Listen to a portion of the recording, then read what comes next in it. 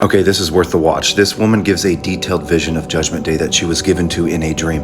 And my goodness, guys, it is detailed. According to her dream, this is what Jesus is looking for on Judgment Day. You have the time. It's a little over 2 minutes. In this vision, that it felt like I had died and I was standing in the throne room of God.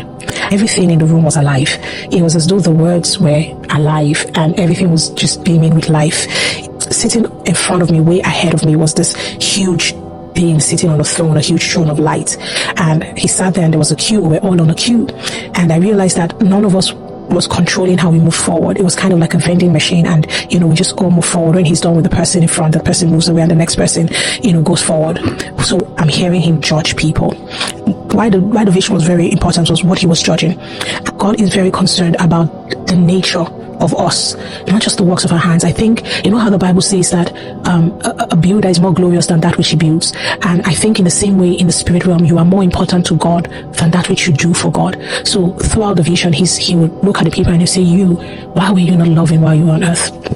And you would just realize that for every question that God asked, he wasn't asking you so you could answer. His questions were the response to the decisions that you made throughout your lifetime.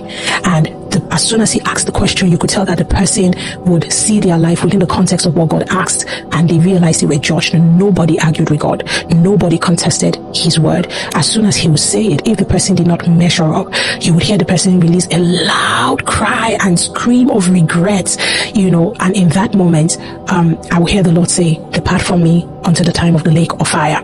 And when he says that, you would see to his right like a portal open, and within that portal I could hear screams and voices and wailing, and there was also heat coming out of it. And in the vision, I knew that whatever that place was for judgment, and where the souls of people who did not qualify to come into his presence were.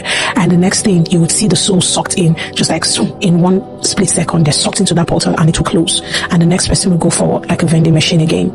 And so while I'm standing there and I saw that, my heart, I started to palpitate. I'm like, dear God, why is he asking these questions? Why is he asking? And he'll be like, why were you not kind while you were on earth? Why were you not patient? There was a part of me that was like, why is he not asking me about the crusades? Why is he not asking about, the revival meetings and the prayer meetings?